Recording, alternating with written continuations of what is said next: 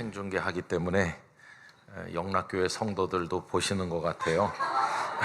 그러면서 왜 이렇게 늦게 끝났느냐고 그런 소리를 제 아내한테 어떤 권사님이 하셨다고 그래요. 그래서 오늘은 좀 일찍 끝날까 그런 생각도 하기도 한데 여러분 하여튼 반갑습니다.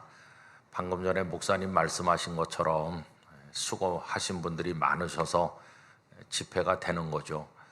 저는 목회하면서 한 사람이 독불장군 같이 뭐 많이 한다고 교회가 되는 건 아니라는 사실을 너무도 뼈저리게 많이 느끼고 배워왔습니다. 하나님께서 이 교회를 이루어 가시는 방법은 모자이크 그림 같다는 생각이 들어요. 우리가 거기 한 조각 한 조각이 되는 겁니다. 여러분 어린 아이들이 많이 하는 그 퍼즐 맞추기 아시잖아요, 그죠? 근데 그 단순한 것도 있지만은 그 조각이 1000개쯤 되는 것도 있습니다. 그런 거는 뭐 굉장히 맞추기가 어려운 건데, 근데 그 중에 하나만 빠져도 그게 좀 모양이 완성되는 건 아니잖아요.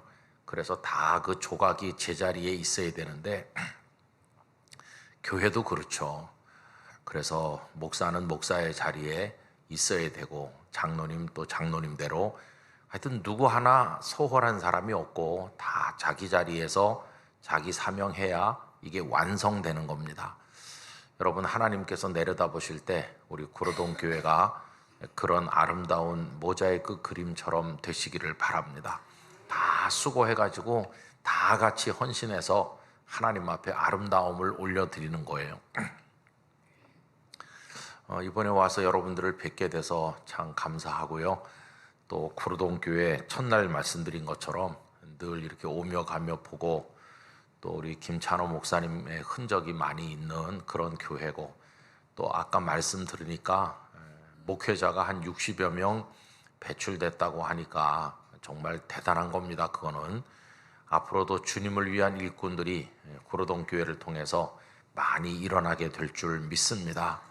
선한 감동을 받고 하나님을 향해서 거룩한 결단을 하는 사람들이 많아져서 하나님을 기쁘시게 하는 교회가 되기를 원합니다. 이번에는 이제 출애굽기 2장의 말씀을 통해서 혼란한 시대에 우리 성도들이 어떻게 생각하며 살아야 될까 하는 거를 이제 3번으로 나눠서 말씀을 이렇게 드리는데요. 시대가 어렵고 또 뭐 시대에 상관없이 인생이라는 것 자체가 죄로 인해서 이제 고통 가운데 빠져 있는 거죠. 그래서 여러분 완벽한 인생은 아무도 없습니다. 언제 어떤 문제가 생길는지 알 수가 없어요. 다들 스마트폰 더 품질 좋고 더 성능 좋은 거 사려고 관심들 많이 가지시고, 또 새로운 게 나왔다 그러면 또 다 관심을 가지시잖아요. 요새는 또 이제 폴더형이 나와가지고 또 폴더 산 분들 자랑하기도 하고. 근데 그 중요한 건 그게 아니잖아요. 여러분 중요한 건 뭡니까? 휴대폰 기능이 좀 구식이라 하더라도 걸려오는 전화의 내용이 좋은 거래야 돼요. 그죠? 벨소리만 들으면 가슴이 철렁한다. 이거는 좀 뭔가 문제가 있는 건데, 반가운 사람이 반가운 소식을 전하는 그런 전화가 많이 오는 휴대폰, 그런 걸 판다고 한다면 이건 고가의 휴대폰이 될 것 같아요. 그죠? 근데 아무리 최첨단 휴대폰을 사도 전화 받아보면 사랑하는 사람이 슬픈 목소리로 엄마 나 암이래 이런 전화가 온다 그러면은 이게 뭐, 근데 인생은 그런 거예요. 여러분 거기서 완벽하게 해방되는 사람은 한 사람도 없습니다. 언제 어떻게 될는지 알 수가 없는 거죠. 그런 고통의 인생을 살기 때문에 사람들은 그냥 될 대로 살던가 아니면은 또 삶을 포기하려 하던가 그 고통의 무게를 견디지 못해요. 근데 우리 그리스도인들은 하나님을 믿는 사람 아닙니까? 그래서 우리는 첫날 말씀드린 것처럼 힘들어도 계속해서 해야 되는 것이에요. 우리가 해야 될 모든 것을 끝까지 감당하길 원합니다. 그 마틴 루터 종교개혁자가 몇 가지 소명을 얘기했습니다. 그 첫 번째 소명이 뭐냐 하면 사는 거다. 하나님께서 우리를 콜링하셨는데 무엇으로 부르셨느냐 하면 생명애로 우리를 부르셨다는 거예요. 우리 속에 생명을 주셔서 이 땅에 태어나서 살게 하시는 그 순간부터 우리에게는 살아야 된다고 하는 거룩한 소명이 있는 거예요. 요즘에 하는 말 중에 이제 좀 마음에 드는 표현이 있는데 그냥 산다 하지 않고 살아낸다 이런 말이 있잖아요. 산다는 말하고 살아낸다는 말이 조금 어감이 다른 것 같은데 살아낸다는 말은 살기가 참 어렵지만 어금니 꽉 깨물고 눈물 뿌려가면서도 하루하루를 살아가는 모습이 그 살아낸다라는 것 속에 느껴지는 것 같습니다. 책임을 완수하는 그게 우리 그리스도인들에게 있는 겁니다. 그래서 여러분 힘들어도 자기 사명을 감당해야 되는 거죠. 교회들도 다 평안한 건 아니거든요. 뭐 굉장히 시끄러운 교회도 많아요. 저도 뜻하지 않게 그런 분규가 있는 교회 몇 번 가봤습니다. 그 같은 시찰 안에 있는 교회였는데 그 교회 재정 문제도 있고 뭐 목사님 문제도 있고 얽히고 설켜서 해결이 안 되니까 이제 저더러 가서 한번 해결을 해보라 그렇게 하셨어요. 제가 이제 그 교회 성도들에게 내가 수요 예배를 마치고 갈 테니까 거기도 수요 예배를 드리고 집에 가지 말고 남아 계시면 내가 가서 일단 여러분들을 만나겠습니다 이렇게 했어요. 그리고 이제 저희 교회에서 서둘러 예배를 마치고 이제 그 교회로 이동을 해서 그 교회 성도들을 이렇게 처음 만나는 거죠. 뭐 처음 저는 노회가 가라 그래서 온 사람이고 그분들은 지금 화가 많이 나 있는 건데, 그랬더니 그 어떤 권사라는 분이 일어나갖고 막 저한테 삿대질을 하는 거예요. 아니 언제 봤다고, 지금 처음 보는 사이고, 그런데 야 예절이 없어도 이렇게 예절이 없구나. 뭐 자초지종 얘기나 들어보고 앞으로 교회를 위해서 우리가 어떻게 할 수 있는지 의논하려고 온 사람 보고 막 뭐라고 그러더라고요. 그래서 제가 알았어요. 야 저분은 전투력이 충만하구나. 영력이 충만한 게 아니라 전투력이 충만하고 원한과 그냥 분노가 꽉 차 있구나. 그러니 그 교회가 제대로 되겠어요. 그런 교회도 가봤고요.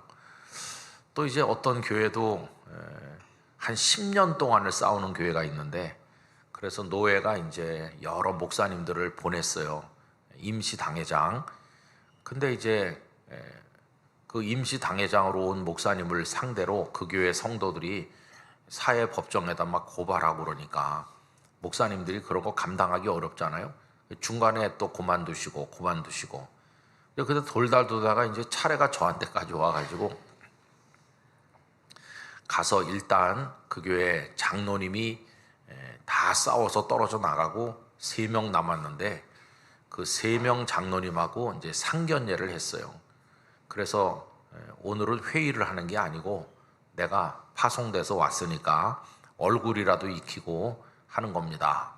근데 거기고 3분이 서로 아주 뭐라고 표현하기 어려울 정도로 대립하고 있는 그런 상태거든요. 그래 가서 이제 상견례를 하고 뭐 인사를 하고 이렇게 하는데 다 수첩을 꺼내더라고요. 그 수첩을 왜 꺼내십니까? 그러니까 모든 말을 다 받아 쓰는 거예요. 그러니까 그 받아 써서 집에 가서 기도하면서 묵상해가지고 책 잡을 말이 있으면 찾아내는 거예요.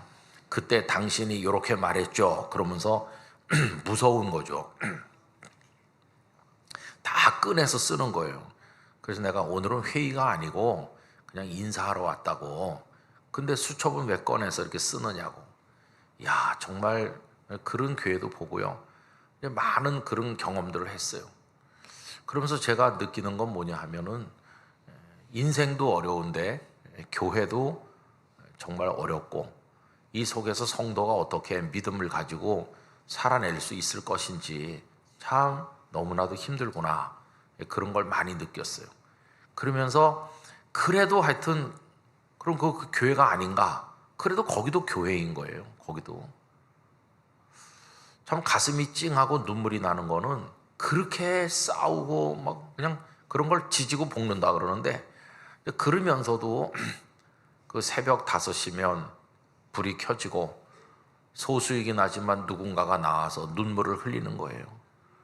야, 그게 숭고한 겁니다.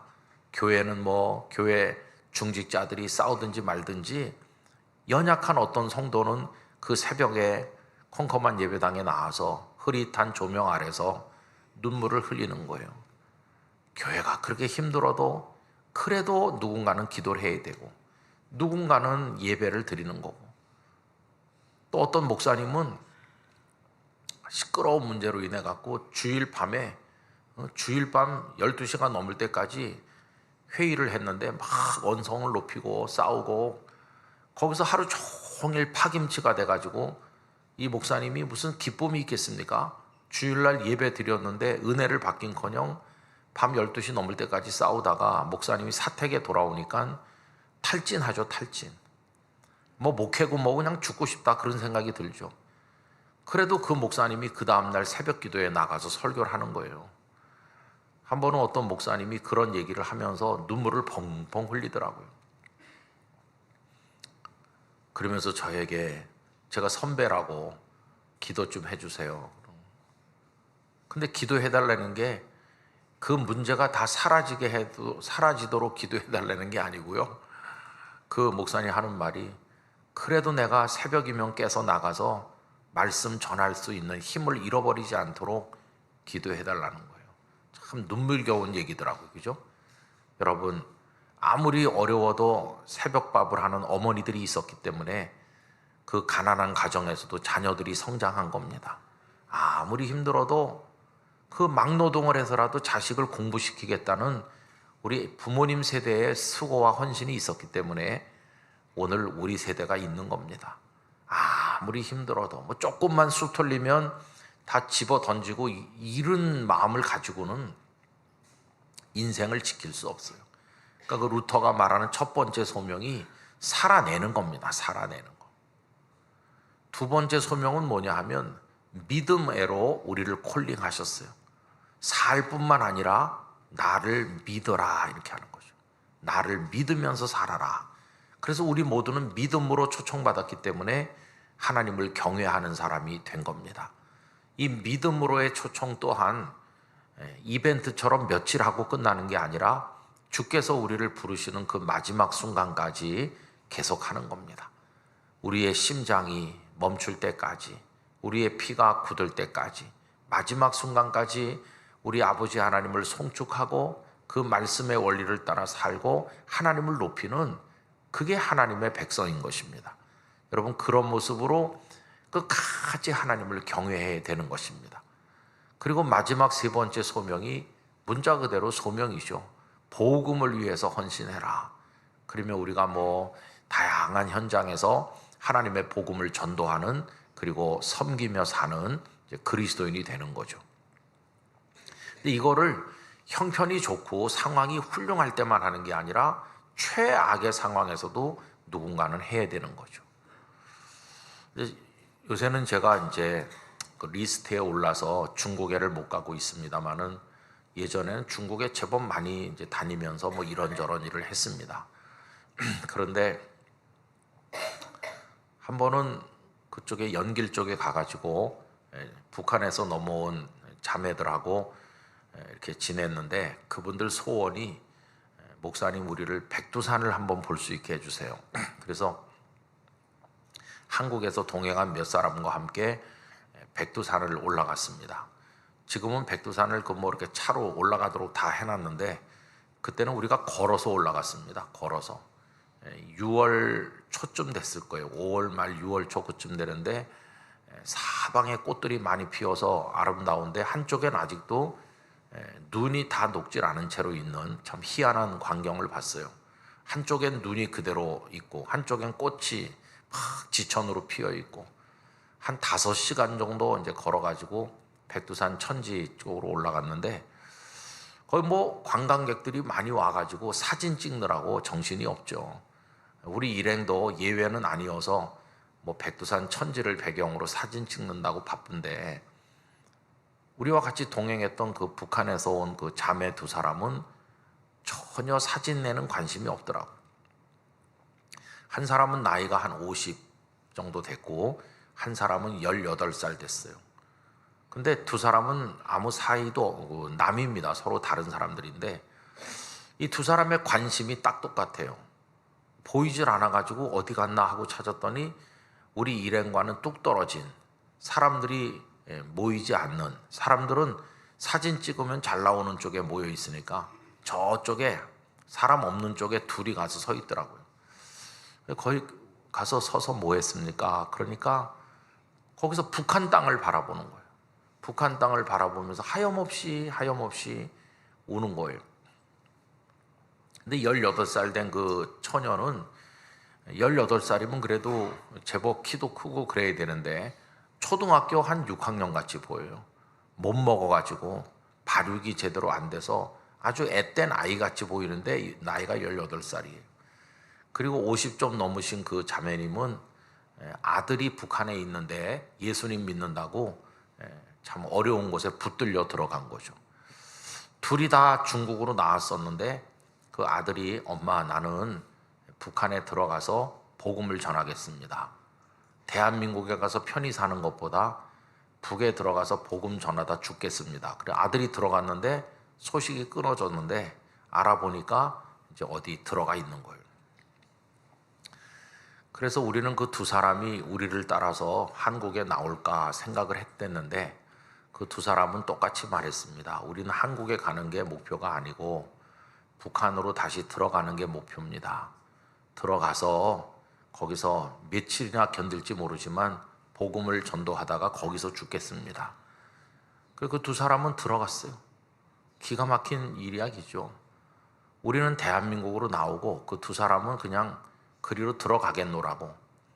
대한민국에 와서 살다가 타락하는 것보다 거기 가서 복음을 위해 살다가 바로 천국에 가는 게 낫다고. 정말 뭐라고 말할 수가 없어요. 그 북한의 지하교회도 뭐 알진 못하지만 어떤 분은 최대 50만 명까지 성도가 있을 거다. 뭐 확인될 수는 없는 얘기지만은 어쨌든 거기도 믿는 사람이 있는 건 분명해요. 누군가는 끊임없이 그 속에서도 기도하고 끊임없이 복음을 은밀하게 전하기 때문에 그게 있는 거죠. 여러분 첫날 드린 말씀, 우리는 믿음을 포기하면 안 됩니다. 그래도 계속 하나님을 경외해야 됩니다. 계속 말씀이 조롱받는 시대가 왔어도 우리 말씀의 원리대로 살아야 되는 겁니다. 온 세상이 다 타락해서 소돔이 된다 해도 우리는 창조의 원리를 지켜 살아야 됩니다. 여러분 소돔이라고 하는 그 이름이, 그 성의 이름이 소도미에서 온 거잖아요. 거기서 파생된 게 소돔인데 소도미가 동성 결혼을 말하는 거예요. 동성애, 이게 소돔이에요. 소돔이 유황불에 멸망했는데 결국 동성애를 할 정도로 타락하고 또 타락해서 하늘에 하나님의 유황불이 쏟아진 거죠. 지금 전 세계가 소돔성화되고 있어요. 그 속에 있더라도 우리는 거룩한 가정을 꾸려서 우리 아들, 딸들이 결혼을 하고 경건한 아들, 딸들을 낳아서 믿음을 이어가면서 주님 오실 그날을 기대해야 되는 것이에요. 그게 계속 우리가 해야 될 일입니다. 그리고 자녀들에게 앉혀놓고 여호와 하나님을 경외하는 도를 가르치고 신명기 6장 4절에 있는 것처럼 들으라 이스라엘아 쉐마의 말씀처럼 하여튼 그 아이들을 가르치고 길에 갈 때든지 뭐 앉았을 때든지 그래서 그 하나님의 도를 말씀해 줘야 되는 거죠. 그러면서 우리도 우리의 육신이 이 땅에 들어가기 전까지는 하나님을 예배하고 어떤 일이 있어도 주의를 성소하고 믿음을 지키고 그렇게 살아야 되는 것입니다. 그 대신 우리는 그 속에서 우리 혼자 있는 건 아닙니다. 왜냐하면 우리를 위해서 일하시는 하나님이 계시잖아요. 그러니까 하나님을 기대하는 겁니다.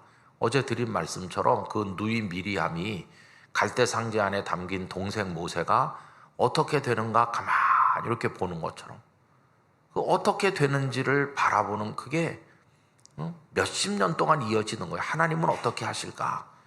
어제 제가 그 문설주에 기대고 듣는 그 산지기의 외동딸 얘기를 윤사울이라는 시 얘기를 했는데 하나님의 세계에 귀를 기울이면서 그 속에서 하나님의 은혜의 때를 기다리고 간절히 사모하고 계속 기도하면서 하나님은 내버려 두신 게 아니라 공주의 마음을 감동시켜서 이 아기를 데려가게 하고, 그래서 그 모세를 궁궐에서 미디안 광야에서 긴 세월 하나님 당신의 뜻에 따라 연단하시고 훈련하시고 다듬으셔서 때가 딱 됐을 때 떨기 나무 불꽃 가운데서 그를 부르시고 그에게 은혜의 지팡이, 능력의 지팡이를, 그 막대기를 들려주시면서 이것으로 내 백성을 인도해라.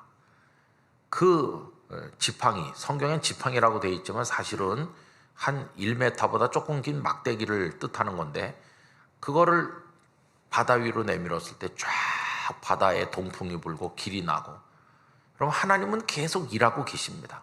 하나님을 믿어야 돼요.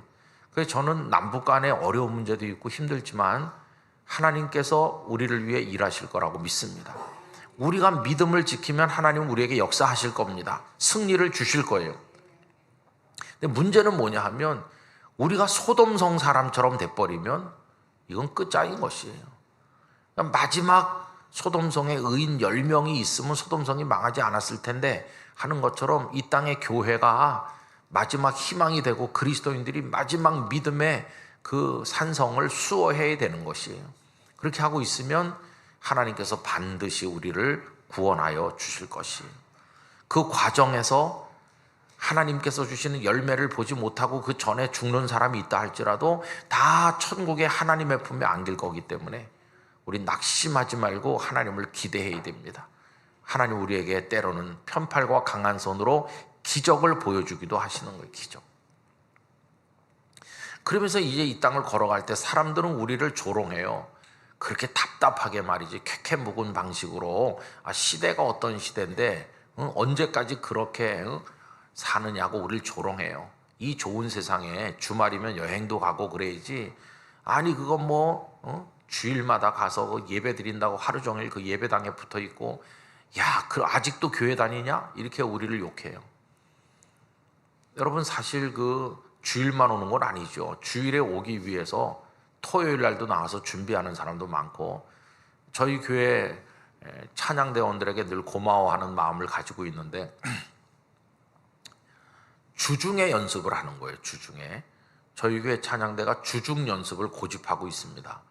그래가지고 어떤 찬양대는 토요일 날, 어떤 찬양대는 금요일 날, 그러니까 매주 나와서 주중에 연습을 해가지고 또 주일날 또 연습을 또 해가지고 하는 거예요. 주중 연습을 하면 일상생활이 잘 안 됩니다.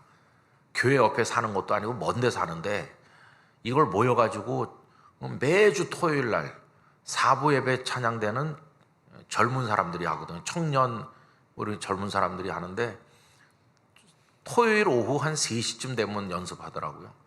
그거 열심히 하면은요, 토요일 날 데이트도 못 해요. 매주 토요일 나와야 되니까 토요일 날 그 데이트가 되겠어요. 그래서 하나님은 그 찬양대 안에서 눈이 맞도록 역사하셔서 찬양대 안에서 결혼을 많이 해요. 얼마 전에도 찬양대 남자 대원, 여자 대원이 결혼해. 근데 그게 남들이 보면 바보짓이죠. 아니 매주 교회 가가지고 하고, 그러면 하나님 내한테 복권이라도 당첨되게 해주냐고.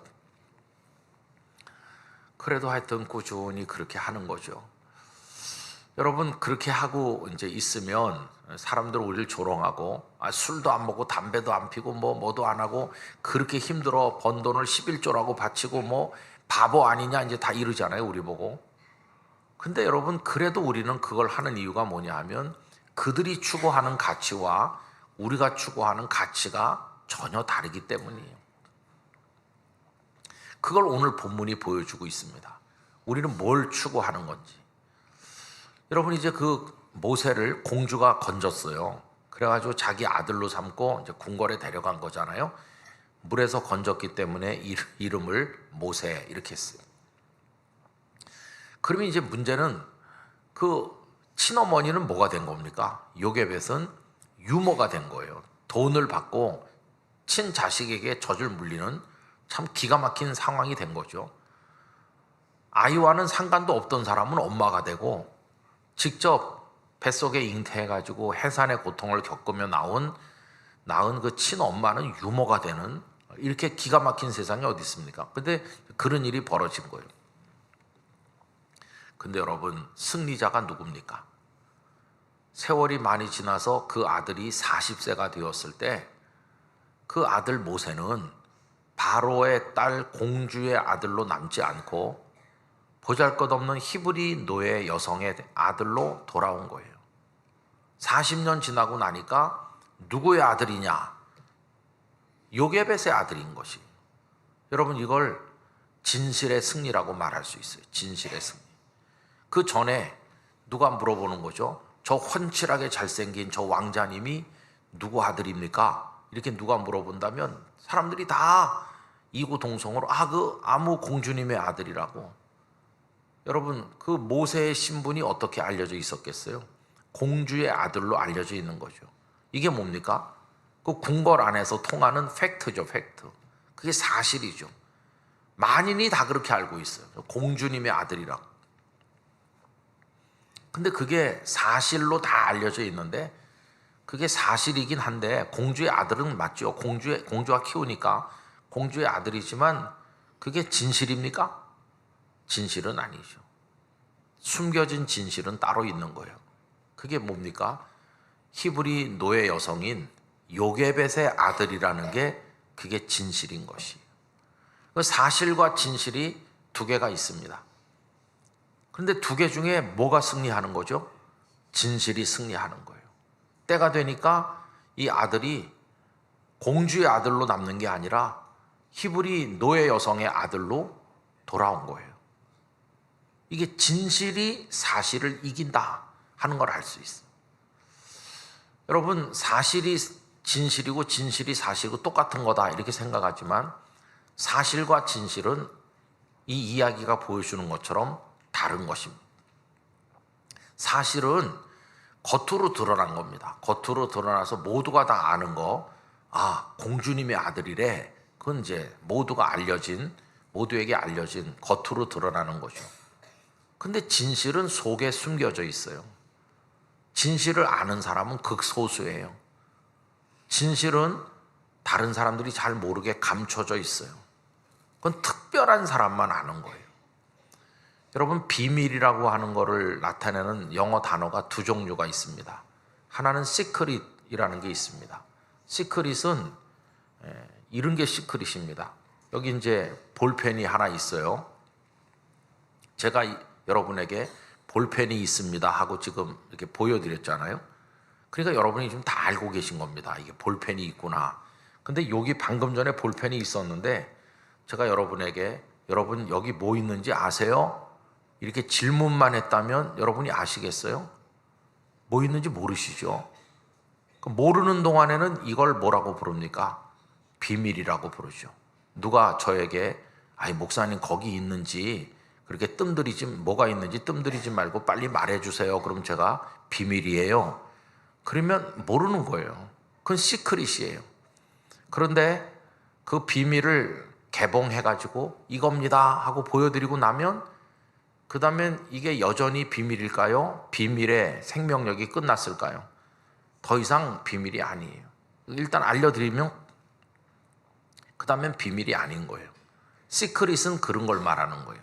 숨겨져 있는 동안에만 비밀이지 일단 드러나면 그 다음부터 더 이상 비밀이 아닌 거, 이게 시크릿이에요. 근데 여러분, 모두에게 보여줬는데도 모르는 게 있어요. 여전히 어떤 사람에겐 모르는 채로 남아있는 거, 그런 이상한 비밀이 있어요. 그거를 뭐라고 말하냐면 미스테리라고 합니다. 미스테리. 이게 헬라어에서 나온 단어인데 전혀 뜻이 달라요. 그러니까 미스테리 중에 미스테리는 복음이고 예수님입니다. 여러분, 예수님이 33년 동안 이 땅에 계신 동안에 저 무슨 사막의 동굴 속에 숨어 있었기 때문에 세상이 모르는 게 아니에요. 숨어 있었기 때문에 비밀이고 예수님이 등장하셨기 때문에 그 다음엔 비밀이 아닌 그런 시크릿으로 이 땅에 존재하셨나? 아닙니다. 예수님은 미스테리로 존재하셨어요. 예수님은 때가 되었을 때 많은 사람 앞에 자신을 드러내 보이셨어요. 그러면서 내가 바로 그다 이렇게 말씀하셨어요.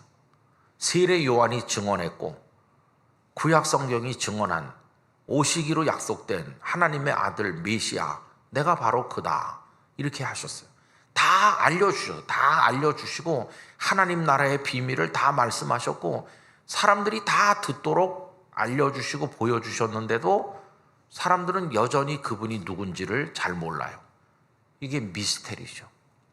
여러분, 시크릿은 이렇게 보여주면 알게 되는 거니까 눈으로 보고 귀로 듣고 손으로 만져보면 아는 거죠. 이건 감각으로, 이성으로 알 수 있는 거, 시크릿인데, 미스테리는 왜 보고 듣고 만져보고 냄새 맡고 다 하는데도 모르느냐?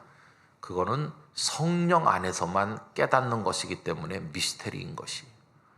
근데 우리 구로동교회 성도들은 지금 예수님을 한 번도 만난 적도 없는데, 여러분 예수님 아세요? 그럼 모른다고 하십니까? 안다고 하십니까?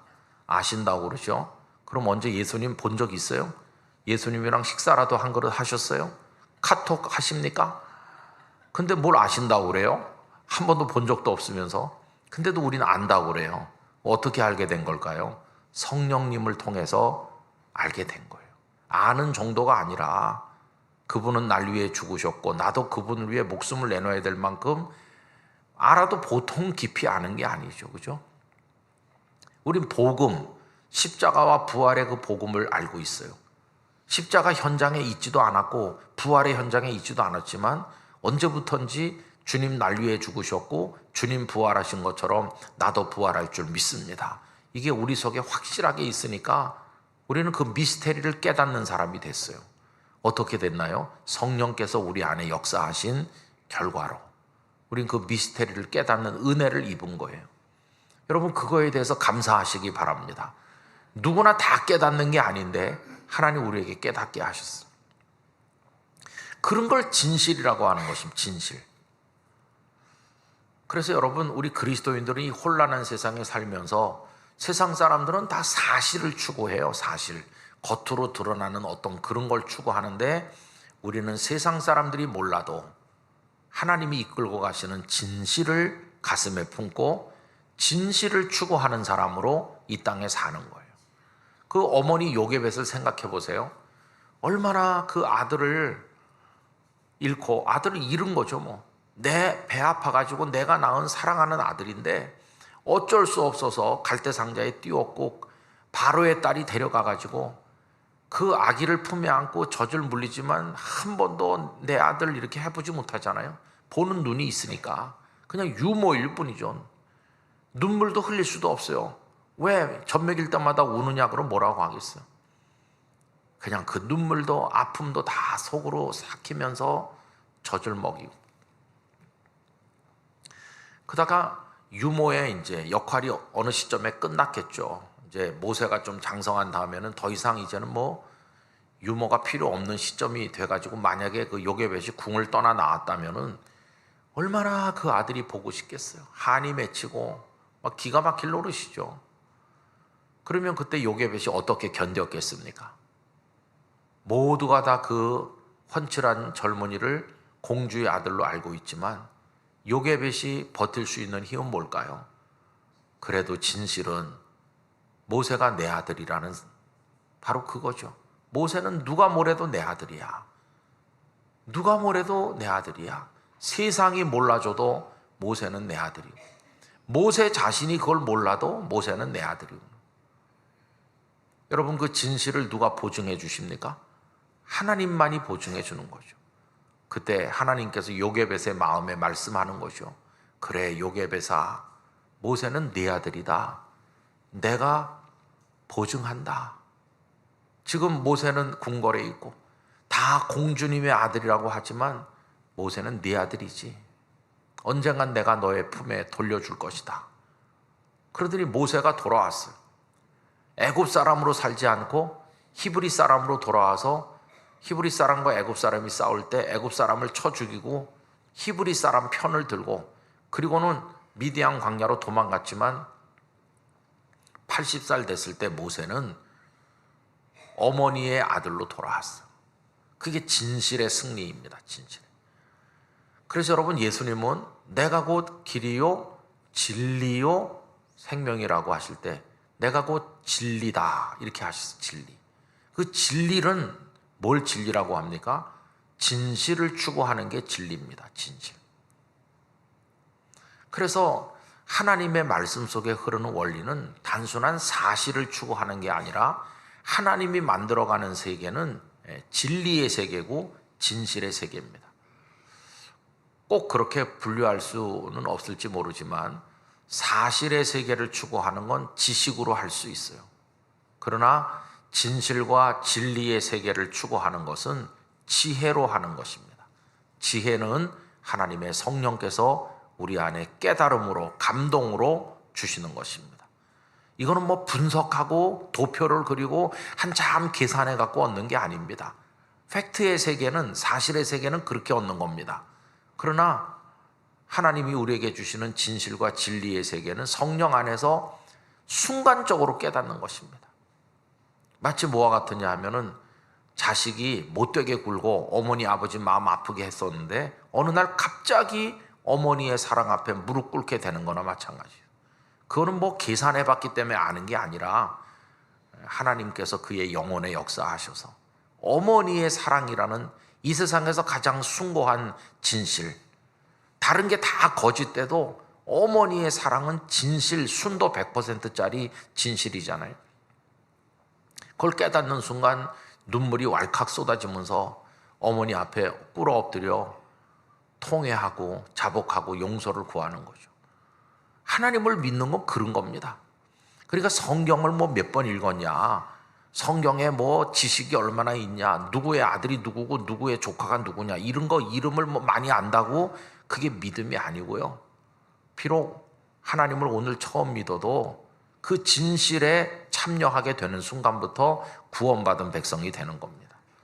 예수님 옆에 매달렸던 그 행악자는 예수님을 오래 믿은 사람이 아니잖아요. 또 오래 믿을 사람도 아니잖아요. 거기서 숨이 끊어지는 걸로 끝날 사람이니까 그가 예수님을 믿은 시간은 정말 짧은 시간이잖아요. 근데 그는 그 순간에 진실의 세계 속으로 들어온 거예요. 예수여, 당신의 나라에 임하실 때 나를 기억하소서. 내가 왕 노릇하면서 내 인생의 왕국을 세우고 내가 다 내 맘대로 해보려고 했는데 나는 이 지경이 됐습니다. 십자가에 매달린 행악자, 인생의 가장 비참한 지경에 떨어진 게 평생 수고의 결론이 이겁니다. 나의 모든 인생은 헛것이었습니다. 이제 내 나라는 다 세워보지도 못하고 무너졌는데 당신의 나라는 반드시 승리할 줄 믿습니다.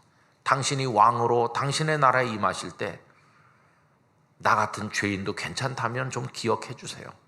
근데 예수님이 나중에 생각해 보겠다고 하지 않으시고 즉석에서 결제하셨어요. 네가 오늘 나와 함께 낙원에 있으리라. 여러분, 그 사람이 뭐 성경을 많이 공부를 하고 선행을 많이 행하고 봉사를 많이 행해서 그 생명의 나라에 참여한 게 아니라 그 순간 눈이 열려서 이분이시다, 이분이라면 나를 구원할 분이시다 하는 걸 깨닫는 그 진실의 눈을 떠가지고 그 진리의 눈을 뜬 거죠. 그래서 그는 주님의 사람이 되는 것입니다. 여러분, 오늘날도 자칫 잘못하면 팩트에 매달려 살기 쉬워요. 팩트에 매달려 사는 사람은요, 차갑습니다. 차가워요. 그래서 뭐 성경을 많이 읽었다고 자랑하고, 뭐 성경을 내가 뭐 다 많이 외운다고 자랑하고, 뭐 신학을 공부했다느니 무슨 교회에서 뭐 내가 얼마나 많이 봉사했는지 아느냐 이런 거 따지는 사람들은 그 팩트의 세계 속에 사는 그런 사람이에요. 아는 건 많이 있을지도 모르겠어요. 지식이 많을 수도 있죠. 그러나 그런 사람은 차갑습니다. 감동과 눈물이 없어요. 그러나 나는 죄인이고 주님의 사랑은 정말 거짓 없는 참된 진실한 사랑이고 그 사랑이 나를 품는다, 이런 걸 아는 사람은 감격이 있어요. 감격. 그래서 통곡을 하고 나의 모든 걸 주님께 바쳐도 아깝지 않는 그런 사람이 되는 거예요. 여러분, 그 아들을 빼앗긴 요게벳이 버틸 힘이 없을 텐데 하나님께서 누가 뭐래도 모세는 너의 아들이란다, 내가 보증하겠어, 그게 그녀를 쓰러지지 않도록 버티게 만든 거고, 나중에 그녀가 많이 늙어서 희망이 없는 지경이 됐는데 어느 날 모세가 백성의 지도자로 어머니 그러면서 등장했을 때 그동안에 힘들었던 그 세월의 고통이 그냥 한순간에 다 사라지면서 그 아들을 끌어안고 아들 품에 고개를 묻고 통곡을 하는 그 요게벳의 모습을 우리가 상상을 해보면 진실이 승리하는 겁니다. 그동안은 고난이에요. 그동안은 빼앗긴 상실의 아픔이고 그 몇십 년 동안은 참기 어려운 눈물의 세월이고, 근데 그게 성도의 삶인 거예요. 우리가 이 땅에 성도로 살아가는 삶이 그 긴 세월이 통곡하고 아프고 세상의 죄악을 보면서 세상이 왜 이런가 탄식하고 견디기 힘들고 주저앉고 포기하고 싶고, 그런데 하나님 우리 속에 속삭이는 거예요. 요게벳, 누가 뭐래도 모세는 너의 아들이지, 힘내라, 내가 보증할게 하는 것처럼 하나님은 우리에게 말씀하시죠. 힘내라, 네가 걸어가는 길이 생명의 길이다. 네가 지금 잘하고 있는 거다. 네가 승리할 것이다. 버텨라, 이렇게 우리에게 말씀해 주시죠. 그리고 어느 날 때가 되면 우리가 걸은 길이 진리의 길이요 생명의 길이라는 게 증명될 날이 오는 것이에요. 예수님 말씀하시기를 넓은 길로 가는 사람 많지만 좁은 길로 가는 사람 적다. 그러나 좁은 길은 생명으로 나가는 길 아니겠어요? 그래서 여러분, 우리가 이 악한 세상에 교회 다닌다고 바보 취급당하고 손해보고 뭐 여러 가지 어려운 일을 겪더라도 진실의 세계에 우리가 참여한다는 걸 깨달으셔야 됩니다. 그거를 드라마틱하게 보여주는 게 레미제라블에 나오는 스토리라고 생각합니다. 장발장으로도 알려져 있는데 빅톨 위고의 레미제라블, 정말 대단한 작품이죠. 제가 이제 결혼하기 전에 청계천 헌책방을 뒤져서 의류문화사에서 나온 빅톨 위고의 레미제라블을 이제 구해서 읽으려고 했는데 깨알 같은 글자로요, 이렇게 두꺼운 책 3권이에요. 와, 그 레미제라블이라는 작품이 정말 방대하고 그 스토리는 간단한 건데 그 이렇게 두꺼운 책 3권 속에 보면 그 당시 프랑스 사회의 온갖 얘기들이 다 나오는데 프랑스 역사를 잘 모르니까 모르는 얘기가 많아요. 뭐 철학 얘기도 많이 나오고 역사 얘기도 많이 나오는데 읽어 내려가기가 너무나 힘들더라고요. 이거 3권을 다 읽기가 힘든데 2권은 구했는데 1권을 못 구해가지고 좀 아쉬워했는데 1권을 어떤 여성이 나한테 선물해 줬습니다. 그 여성이 지금 제 옆에 살고 있는 그 여성, 어디선가 그걸 구해가지고 저한테 그 마지막 1권을 채워주더라고요. 근데 그 레미제라블 읽으면서 뭐 다 이해는 못했지만은 그냥 뭐 영화 같은 거 보면 스토리만 단순하게 나오는데 그 속에 정말 감동적인 게 굉장히 많이 있습니다. 빅톨 위고가 정말 대가라고 하는 걸 깨닫게 되는 소설이죠. 근데 그 중에 하나 다 여러분이 잘 아시는 게 있어요. 이 장발장이 조카들이 쫄쫄 굶는 게 너무나도 마음이 아파서 빵 몇 개를 훔친 죄로 붙들려 들어갔는데 계속 사회의 부조리와 불평등에 원한을 품고 탈옥을 감행하다 또 잡히고 그래서 빵 몇 개 훔친 죄가 나중에 19년 이상을 감옥에 살게 되는 신세가 되잖아요. 그러다 이제 가석방 돼서 나오는데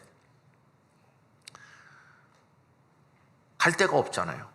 그래서 그는 그 추운 날씨에 그냥 공원 벤치에 쪼그리고 잠들려고 하는데, 근데 누가 와서 알려주죠. 여기서 자지 말라고. 그러면서 저 위에 저 집에 가면은 누구나 환영하는 집이 있다. 거기가 이제 미리엘 주교 그 신부가 살고 있는 집인데 저 집에 가면 누구나 다 하룻밤 잘 수 있고 밥을 먹을 수 있다. 거기 찾아가잖아요. 아니나 다를까 행색이 남노하기 짝이 없는 그를 환영해주고 따뜻한 저녁 식사를 주고 갈 데가 없으면 자라 따뜻한 잠자리까지 주잖아요. 근데 거기서 그날 밤 그는 그냥 편하게 쉬고 갔으면 되는데 다음 날도 또 갈 데가 없으니까 그래서 거기 이제 훔치잖아요. 그죠? 은쟁반 그런 걸 훔쳐요. 그래가지고 훔쳐가지고 가다가 경찰에게 붙들렸어요. 이거 이제 뭐 가석방 상태로 또 붙들렸으니 이제는 평생 감옥에 썩게 되는 그런 신세가 된 거죠. 끌려왔어요. 그런 위기의 순간을 만났는데 그 미리엘 주교가 그 사람에게 환한 미소를 지으면서 안타깝다는지 말하잖아요. 이복에 자네 형편이 어려운 줄 알아가지고 내가 저 은초 때도 가져가라고 그랬는데 왜 저건 두고 갔냐고. 그러면서 촛대까지 그 자루 속에다 넣어주면서 내가 준 거라고, 이 사람이 저건 왜 안 가져갔나 하면서 이것까지 가지고 가라고 하니까 경찰이 멋쩍어서 돌아가고 장발장 구원을 받은 거예요. 그 순간에. 이 세상이 차갑고 빵 몇 개 훔친 나를 감옥에 쳐놓고 19년을 썩게 만드는 정말 저주받은 세상인 줄로만 알았는데 이런 분도 계시구나. 그래서 이제 그가 새 사람으로 거듭나는 그런 이야기가 나중에 마들렌 시장이 돼서 불쌍한 사람들을 많이 거두고 몸 팔던 여인을 또 거두고 그 여인이 낳은 아이를 키우고 뭐 그런 이제 이야기가 이어지잖아요. 근데 여러분 거기서 우리의 눈길을 끄는 게 있습니다. 그 미리엘 주교가 경찰에게 한 말, 경찰이 이거 신부님 거 맞지요? 이 사람이 훔친 거죠? 라고 물었을 때 사실을 말하면 뭐라고 말해야 됩니까? 이놈이 도둑놈이 맞다고. 그렇게 말해야 그게 사실이잖아요. 그런데 미리엘 주교는 저 촛대도 내가 줬는데 왜 안 가져갔지? 이렇게 말하잖아요. 거짓말을 한 거예요. 그런데 거짓말이긴 한데 이 주교의 말은 진실인 거예요. 진실. 어떤 진실일까요? 입으로는 거짓을 말하고 있지만 마음속에는 정말 이 사람이 갱생해서 불행하지 않고 하나님의 아들로 복되게 살기를 내가 간절히 원합니다. 이 촛대를 가져가서라도 이 사람이 진실한 거듭난 인생을 살 수 있다면 내가 그거 말고 딴 거라도 다 주고 싶은 마음이 있습니다. 이게 그 신부의 마음에 있는 진실이거든. 입으로는 거짓을 말했지만 가슴 속에서는 진실을 말하는 거예요. 그 진실의 핵심이 뭡니까? 그 불쌍한 사람을 사랑하는 마음이죠. 여러분 이 세상에 가장 위대한 진실이 뭐냐 이렇게 묻는다면 사랑입니다. 사랑. 사랑보다 더 위대한 진실은 없어요. 그래서 어머니 아버지가 우리에게 베푸신 사랑, 그거는 진실 그 자체입니다. 어머니 아버지가 우리에게 사랑을 베풀면서 우리한테 뭐 사서 먹인 거, 뭐 옷 사준 거 다 장부에 기록해 갖고 나중에 이자 몇 프로 쳐가지고 뜯어내야 되겠다. 그렇게 투자 의미에서 자식을 키우는 부모는 없을 거예요. 그냥 진실이죠. 난 네가 잘 되길 바래 라고 말할 때 100명이 말하면 한 그중에 대부분의 말은 형식적일 거예요. 그냥 듣기 좋으라고. 근데 진실로 요만큼의 가식도 없이 내가 잘 되길 바란다 이렇게 말하는 분은 부모님이시죠. 여러분 그래서 하나님은 진실하시다라고 할 때 하나님의 진실을 증명하는 건 뭡니까? 하나님의 우리를 향한 사랑입니다. 하나님은 사랑을 통해서 진실을 증명하는 거예요. 그 사랑이 어떤 사랑이었습니까? 독생자를 우리에게 보내셔서 십자가를 지게 하는 정도의 순도 높은 사랑이면 하나님께서 우리를 진실하게 대하는 게 아니겠어요? 우리가 누굴 찾아가서 만나면 처음에는 환영해요. 야 반갑다 오랜만이야. 내가 밥 한 그릇 살게 이랬지만은 계속 매일 살아. 나 네 옆에 붙어 살기로 했어. 그러면은 좋아할까요? 언제 가냐 너 이렇게 물어보죠. 세상은 그런 거예요. 그런데 우리 주님은 당신의 피 한 방울 물 한 방울까지 우리에게 다 쏟아주신 하나님이 세상을 이처럼 사랑하사, 이게 순도 100%짜리 사랑인데 그 사랑은 아들까지 내어주시는 사랑이죠. 또 우리가 그 사랑을 받을 자격이 있습니까? 로마서 5장에 보면 우리가 아직 죄인 되었을 때, 우리가 아직 연약할 때, 우리가 아직 원수 되었을 때, 아무 자격도 없을 때 독생자를 우리에게 주신 거예요. 그러니까 하나님은 진실 그 자체고 하나님의 모든 가르침은 진리고, 그러니까 이 진리의 말씀을 우린 따라서 사는 거고, 세상이 뭐 동성애를 하든지 뭘 하든지 우린 그 진리의 말씀, 하나님의 말씀을 따라 사는 것이고, 그 속에 흐르고 있는 핵심은 하나님의 지나지 지난 사랑이 흐르는 것이죠. 그럼 성도는 이 땅에서 뭘 추구하나? 그걸 추구하는 겁니다. 그걸 무슨 뭐 부흥, 번영, 축복, 뭐 대단한 사람들이 우리에게 박수를 보내고 출세하고 뭐 그런 가치를 추구하는 게 아니라, 하나님 나에게 그런 진실된 사랑으로 나를 구원하셨으니 나도 진실된 사랑으로 하나님을 섬기겠습니다. 그래서 예수님은 모든 율법을 하나님을 사랑하는 것과 이웃을 사랑하는 것으로 요약하시지 않았습니까? 성도는 그렇게 사는 사람이에요. 저는 좀 안타깝게 여기는 게 요즘에 와서 우리 그리스도인들의 신앙 스타일이 너무 이상하게 왜곡됐다는 거예요. 하나님을 경외하는 게 뭘까? 이렇게 물어보면은 하나님을 경외하는 건 제가 지금 말씀드린 하나님이 우리에게 예수님을 통해 보여주신 그런 사랑에 감격하면서 그 하나님의 진실 앞에 무릎 꿇고 눈물을 쏟으면서 하나님, 나도 참되게 주님을 사랑하겠습니다. 하나님, 당신이 원하시니까 가난한 사람, 병든 사람 위해 기도하고 도와주고, 내가 뭐 세상을 변화시키지 못하지만 그냥 내게 주신 이 일을 감당하면서 첫날 말씀드린 것처럼 아무리 어려워도 계속하면서 하나님을 기대하는 마음으로 내 인생의 마지막 순간까지 소박하지만 강건하게, 화려하진 않지만 정말 믿음의 일변도로 내가 걸어가겠습니다. 그런 게 하나님을 경외하는 겁니다. 근데 오늘날 와서 하나님을 경외하는 건 많이 변질됐어요. 하나님을 믿는다는 말은 교회 다닌다는 말로 해석이 되는 거예요. 교회 다닌다. 근데 여러분, 교회를 다니면 다 하나님을 믿는 겁니까? 그건 아니거든요. 교회를 못 다니는 사람 중에도 하나님을 잘 믿는 사람이 많아요. 아까 말한 북한 지하교회 성도들이 무슨 매주 교회 가서 성수주의를 하겠습니까? 교회 다닌다는 것 자체가 하나님을 믿는 것과 비슷하긴 한데 똑같은 건 아니에요. 교회를 매일 다니는 사람 중에도 하나님을 안 믿는 사람도 있어요. 그러니까 우리가 오해하면 안 되는 거예요. 그럼 또 너 하나님 믿어? 네. 교회 다녀요, 저요. 아, 그래? 교회 다녀? 누가 또 묻는다고 봅시다. 그럼 너 하나님 잘 믿냐? 여러분, 한국 교회에서는 하나님을 잘 믿는 거를요, 아무리 못돼도 뭐 한 집사 정도는 돼야, 저 집사예요, 내가 이래봬도 뭐 권사입니다. 그럼 잘 믿는가 보다. 어디 가서 제가 장로인데요 그러면은 잘 믿는 사람, 열심히 믿는 사람. 어디 가서 명함 주면서 저 목사입니다 어느 교회 그러면은 야, 이거 골수분자구나 이렇게 생각해요. 우리는 교회에서 뭘 맡았는지, 또 교회를 몇 년 다녔는지, 뭐 무슨 일을 지금 하는, 이런 걸 가지고 잘 믿고 못 믿는 걸 결정해요. 판단하는 거죠. 근데 여러분, 교회에서 중요한 직함을 많이 가지고 담임 목회를 하면서 뭐 이런 선교회 회장 뭐 저런 거 많이 하는 사람 중에도 저는 거짓된 사람 많이 봤어요. 목사하면서도 하나님을 안 믿는 사람도 있는 것 같아요. 팩트의 세계, 사실의 세계에서는 화려하기가 짝이 없어요.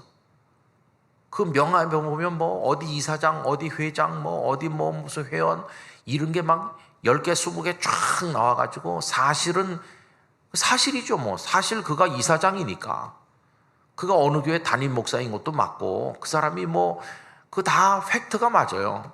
당신 어느 선교회 회장 맞아요. 정말 이 사람 회장 맞습니까? 그럼 거기 동료들이 이 사람 우리 회장 맞아요. 다 팩트예요. 다 사실인데 그 속에 하나님을 경외하는 진실은 없는 거죠.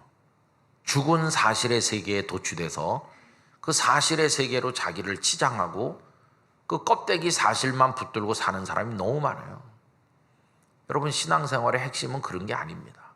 그런 게 아니라 오늘 아까 말씀드린 것처럼 하나님의 그 사랑으로 표현된 진실 앞에 감동받고 나도 하나님을 그렇게 사랑하면서 살아가고 있는가? 그런 게 중요한 것이. 저는 영락교회 목사로 살다 보니까 제가 영락교회 이제 부임하는 날 우리 성도들에게 첫 설교를 하면서 저를 위해 많이 기도해 주십시오, 그런 부탁을 했어요. 근데 기도해 달라는 게 무슨 뭐 설교를 잘하도록, 무슨 뭐 목회를 잘하도록 기도해 달라, 그런 얘기는 아니었어요. 기도해 달라는 것은 제가 타락하지 않게 기도해 주세요, 이렇게 첫 주에 말씀드렸어요. 왜냐하면 타락할 위험이 크니까요. 어떻게 타락할 수 있겠습니까? 저 사람이 영락교회 목사래. 사람들이 와가지고 영락교회 목사님이세요? 그럼 제가 영락교회 목사가 맞죠. 성도들이 다 재직회 공동회 결의해가지고 서울로에 가면 영락교회 목사로 돼 있죠. 그 팩트가 맞긴 맞죠.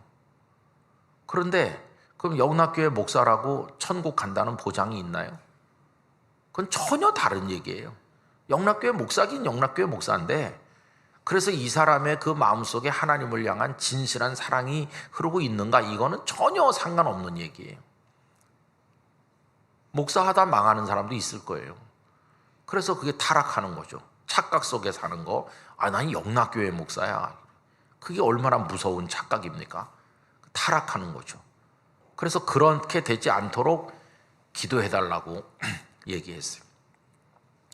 근데 이제 제가 부산에서 목회할 때도 이상하게 하나님께서 저를 농어촌에 많이 보내시더라고요. 제일 먼저 간 건 경상남도 산청이었는데, 그 경남 CTS에서 연락이 와가지고, 목사님, 산청군에 교회가 48개 있습니다. 산청군 인구는 3만 명이고 교회는 48개가 골짜기마다 있는데 너무 어려운 교회들이 많아서 부흥 집회 같은 거 못합니다. 그래서 우리 CTS가 그분들을 위해 집회를 열어드리려고 합니다. 산청군 그 군 소재지에 문화예술회관을 신축했는데, 그 문화예술회관에 몇백 명 앉을 수 있으니까 여러 교회 성도들을 CTS가 주관해갖고 그 집회를 열은 거죠. 그래서 목사님들이 봉고차에다가 성도들 뭐 10명, 7명 이렇게 모셔가지고 오면 10명씩만 와도 48개 교회니까 480명이 모이실 거 아니겠어요? 그래서 모든 준비는 CTS에서 해가지고, 그래 저보고 와서 이제 강사가 돼달라고. 그래서 그때 처음 갔어요. 처음 가서 저는 뭐 그래도 부산이라는 도시에서 목회를 하는 목사인데, 그 농촌의 어려운 곳에서 평생 해봤자 뭐 교회가 뭐 불어나겠습니까? 노인들 한 번씩 돌아가시면 있던 교인도 더 쪼그라들 수밖에 없는데, 애들은 애 소리를 들어볼 수도 없는 그런 곳에서 뭐 2년 3년 하고 떠나는 것도 아니고, 어떤 분은 거기서 30년 넘게 그 성도 몇 변 안 되는 분들을 모시고, 그런 목사님들을 거기서 많이 만났어요. 야, 정말 이렇게 서로 다른 목회의 자리도 있구나. 그래서 참 은혜를 끼친다기보다 제가 은혜를 많이 받고, 이분들도 다 똑같은 신학교를 졸업하시고 주님의 부름을 받았는데 가는 길이 너무 다르구나. 그건 도회지의 목사들은 다른 교회에서 강사로 초청하기도 하고 그러는데, 이분들이 어느 교회에서 누가 초청이나 할까? 생전 가야 한 번도 초대받은 적도 없고, 어디서 목회하세요? 그러면은 뭐 산청군 어느 골짜기에 있어요. 그러면은 사람들이 말은 안 하지만 속으로 능력이 없나 보다. 밀리고 밀려갖고 저 총구석에 갔구나. 이렇게 꼭 생각하는 것 같고, 목회자의 자존심이 다 땅바닥에 떨어지고, 또 반대로 도회지 큰 교회 목사들은 무슨 뭐 하늘나라 엘리트나 되는 것처럼 으스대면서 얼마나 그게 하나님 앞에 웃기는 겁니까? 그죠? 근데 하나님께서 이제 저를 이제 그런 분들을 만나게 하셔서 많은 깨달음을 얻게 하시더라고요. 그리고 자꾸 그런 게 이제 그 다음에 연결되기 시작했어요. 그래서 제가 이제 군 단위로 하는 연합 집회를 많이 가게 됐습니다. 참 이상하게 하나님께서 어려운 곳에 많이 보내서 그 경남 하동군 연합 집회도 가고, 또 문경에도 가고, 뭐 또 칠곡군, 경상북도 칠곡군에도 가고, 또 강원도 영월에, 지난번에 영월에 갈 때는 저 혼자 안 가고 목사님들 몇 분이 같이 가서 1시간 2시간씩 했어요. 집회를 한 사람이 다 하는 것보다 그것도 좋겠다 이렇게 하고, 또 봉화도 가고 뭐 영주 뭐 이런 식으로 여러 군데 다녔어요. 대전 옆에도 가고, 또 앞으로 와달라고 하는데도 여러 군데 있습니다. 강원도 동해시에서도 오라고 그랬는데, 그 다음부터는 처음에는 그냥 가서 말씀만 전했는데 언제부터인지 그냥 빈손으로 가면 안 되겠다. 영락교회 장로님들이 참 고맙게, 목사님 그냥 가지 마시고 헌금 좀 가져가서 어려운 교회 좀 도우시죠. 그래서 이제 한 3천만 원씩 주셔서 그걸 가지고 가서 이제 집회 때 전달을 해드리고, 뭐 그렇게 이제 했어요. 요번 이제 12월 첫 주간에는 경북 봉화군에서 하는데, 첫날 저녁은 제가 가서 또 이제 그 헌금도 전달하고 이번에는 몇몇 교회가 돈을 모아서 전달하는 거죠. 그러면서 하나님께서 왜 이렇게 어려운 교회들을 제가 많이 가도록 하셨나 보니까 그분들 속에 있는 하나님을 향한 진실을 보는 거예요. 농촌 교회를 30년씩 섬기는 목사님을 옆에서 이틀 3일 같이 끼 때마다 밥을 같이 먹으면서 목사님 어떻게 목사가 됐고 여기 들어와서 여기서 살고 이렇게 이제 거기 있는 목사님들하고 교제를 하잖아요. 교제를 하면서 보면 한 분 한 분이 다 흙 속에 묻힌 보석 같은 분들이라는 걸 알 수 있어요. 그분들 속에 하나님을 향한 진실한 신앙이 있고 그 고단한 삶을 주님을 위해 기쁨으로 견디는 이유가 다 있는 것이고 다 숭고한 하나님을 향한 사랑이 그 마음속에 깃들어 있어요. 할 게 없어서 와서 하는 게 아니에요. 뜻밖에도 미국 가서 신학 박사 학위를 받은 분도 있더라고요. 성도가 5명이래. 근데 벌써 13년 됐다고 그래요. 그래서 기쁨으로 하는 거예요. 얼마 전에 안동 갔을 때 만났는데 그분이 와서 저를 여기저기 이제 같이 안내도 해줬는데 아니 미국 가서 신학 박사까지 돼가지고 제가 아는 장로님 아들인데 거기 들어와서 지금 13년째 됐고 저보고 하는 말이 10년 있으면 은퇴합니다. 그래서 그런 목사님 보면은 입이 100개라도 할 말이 없어요. 그분이 못나서 거기 있겠습니까? 그분은 거기서 거기 나름대로 하나님과 연결되어 있는 거예요. 그러면서 내가 이렇게 고생한다고 그런지 하나님 우리 자녀들에게 복 주신다고. 그 보니까 자녀들이 아주 그 어려운 환경에서 지냈는데도 아주 용기 있고 그리고 아주 씩씩하고 자기들의 앞날을 하나님 앞에 결단하면서 열어나가는 그런 용맹한 그런 믿음의 용기가 있더라고요. 그래서 자녀 하나는 경상북도 교사를 뽑는 시험에서 최고 우수한 성적으로 학교 선생님이 돼가지고 영어 선생님이 됐고 또 딸 하나는 대한항공의 스튜어디스 시험에 뽑히게 되는데 다 영어도 잘하고 다 잘하고 촌구석에서 어떻게 잘하는지 그때 이렇게 말하는 거예요. 내가 좀 고생한다고 하나님이 자녀들을 통해 위로해 주신다. 다 하나님은 그렇게 하시는 거예요. 그래서 여러분 오늘 제가 이제 이 집회 3일 하면서 마치는 이 시간에 우리 구로동교회 성도들은 그냥 눈에 겉으로 드러나 보이는 저 공주의 아들이래 이런 거에 매달려 사는 그리스도인이 되면 안 됩니다. 사실은 나중에 패배하는 거예요. 화려해 보여도. 그러나 숨겨진 진실, 요게벳의 아들 이게 나중에 승리하는 것이고 우리를 향한 하나님의 사랑, 그 사랑에 응답하는 우리의 그 헌신과 신앙의 모습들 이런 게 본질적인 것 중요한 것이. 그래서 여러분 우리가 어떤 선택의 기로에 놓였을 때 우리들은 진실의 방향으로 선택해야 됩니다. 진리를 따라 걸어야 됩니다. 결국 그거는 하나님을 사랑하고 이웃을 사랑하는 겁니다. 그게 이 혼란한 시대에 그리스도인이 이 상황에서 내가 뭘 해야 될까 혼돈스러울 때 그걸 결정하는 기준이 되는 것입니다. 여러분 사랑을 할 수 있는 쪽으로 선택하시면 돼요. 이거를 해야 될까 저거를 해야 될까 할 때 사랑할 수 있기에 유리한 쪽으로 결정하시면 돼요. 그리고 어떻게 하는 게 옳을까 결정하기 어려울 때 사람들이 행복해할 쪽으로 결정하시면 돼요. 사랑의 하나님이 기뻐하시겠다 하는 쪽으로 결정하시면 다른 게 다 맞지 않아도 하나님이 기뻐하시면 그걸로 되는 거예요. 그렇게 우리 인생을 방향 지어서 살아가면 되는 거예요. 모든 일이 다 그래요. 그렇게 하면 우리는 주님의 뒤를 똑바로 따라갈 수 있게 될 것입니다. 주님은 그렇게 살다 가셨거든요. 주님은 당신이 하나님의 아들로 이 땅에 오셔서 우리에게 생명까지 주시는 거짓 없는 그 사랑의 삶을 우리에게 보여주고 가셨죠. 이 세상의 가치에 영합하거나 그 사람들의 박수받기를 좋아하거나 그러지 않으셨어요. 그래서 주님은 진리라고 말씀하시고 나는 진리다. 그러니까 그 뒤를 따르는 사람은 궁극의 진리인 하나님의 나라 천국으로 연결되게 되는 것입니다. 여러분 어떤 어려움 속에서도 그래도 계속해야 되는 그거에 따라 믿음의 인내를 가지시기 바라고 하나님이 하실 일을 기대하시기 바라고 모든 순간에 하나님의 진실의 세계를 따라 진리의 세계를 따라 사랑의 세계를 따라 살아가시기를 바랍니다. 그러면 우리는 그리스도인으로 승리하게 될 줄 믿습니다. 우리가 뭐 떼부자가 되고 뭐 권력가가 되고 뭐 그런 거는 못 될지 모르겠지만은 적어도 하늘나라에서 면류관 쓰는 하나님의 자녀가 될 것입니다.